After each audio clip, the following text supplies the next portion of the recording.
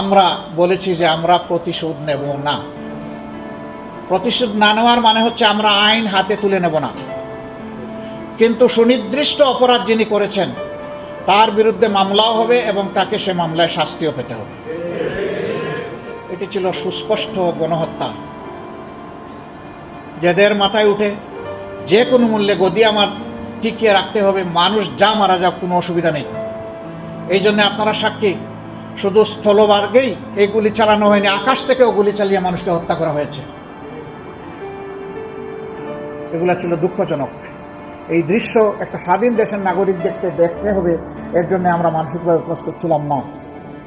আবার বিভিন্ন সময় ইন্টারনেট সেবা টোটালি বন্ধ করে দিয়ে সেখানে যাদেরকে হত্যা করা হয়েছে তাদের লাশ গুম করা হয়েছে। সর্বশেষ আপনারা দেখেছেন আশুলিয়ার ঘটনা, সেখানে ট্রাকের উপরে লাশের স্তূপ, তারপরে ধরিয়ে দেওয়া হয়েছে আগুন। আমরা কোন সভ্যতায় বসবাস করছি? এই সমস্ত গণহত্যা যারাই সংগঠিত করেছে তাদেরকে অবশ্যই আমরা সরকারের কাছে দাবি জানাবো, অবশ্যই তাদেরকে বিচারের এবং আইনের আওতায় আনতেই হবে। এই গণহত্যা ক্ষমা করার কারো অধিকার নেই। দল হিসেবে 15.5 বছর আমাদের সাথে যে বৈরিতা করা হয়েছে, আমাদের নিবন্ধন কেড়ে নেওয়া হয়েছে, অফিসগুলোতে তালা ঝুলানো হয়েছে, আমাদেরকে স্বস্তির সাথে চলতে দেওয়া হয়নি, দফায় দফায় আমাদেরকে নির্যাতন করা হয়েছে বিভিন্নভাবে, শেষ পর্যন্ত আমাদেরকে শেষ মুহূর্তে দিশাহারা সরকার নিষিদ্ধ ঘোষণা করে তারপরে তাদের কলিজা ঠান্ডা করেছে।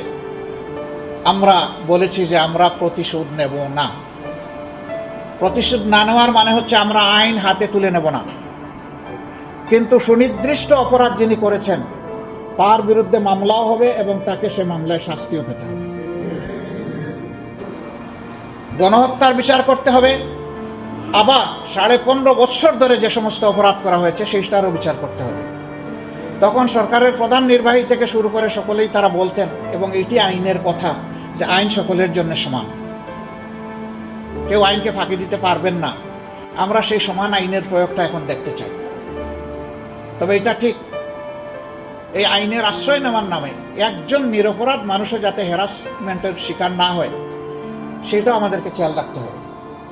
আমরা আমাদের সংগঠনের প্রতি আহ্বান জানিয়েছি যে ক্ষতিগ্রস্ত যারাই মামলা করবেন, আইনের আশ্রয় নেবেন, কোনো মানুষের উপর যাতে বেইনসাফি না হয় সেই দিকে তীক্ষ্ণভাবে দৃষ্টি রাখতে হবে।